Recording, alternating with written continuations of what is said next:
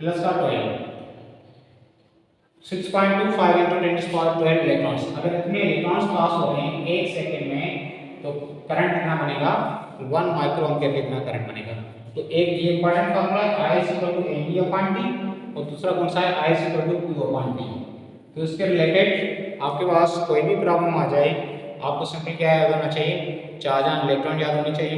पहले अगर आप number of coulomb of the charges अगर वो भी मालूम कर दिए तो इसका मतलब है नहीं मालूम हो गया, या डायरेक्टली चार्ज गिवन है कूलम के फॉर्म में तो q/t का फार्मूला अप्लाई करना है, या नंबर ऑफ इलेक्ट्रॉन्स हमें गिवन है तो नंबर ऑफ इलेक्ट्रॉन्स को मल्टीप्लाई करना चार्ज ऑन इलेक्ट्रॉन से, तो हमें क्या मिलेगा टोटल q मिलेगा, फिर जितना टाइम वो डिवाइड करना है उससे।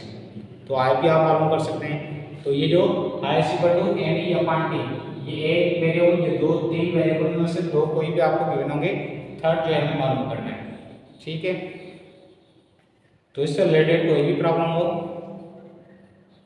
एक दो मरतबा आप लोग प्रैक्टिस कर लें डेटा चेंज करके, और जो भी प्रॉब्लम्स हो रहे हैं समझ में नहीं आ रहे हैं तो कमेंट में आप कमेंट करें, मैं उसकी वीडियो बनाकर अपलोड कर दूँगा। Thank you.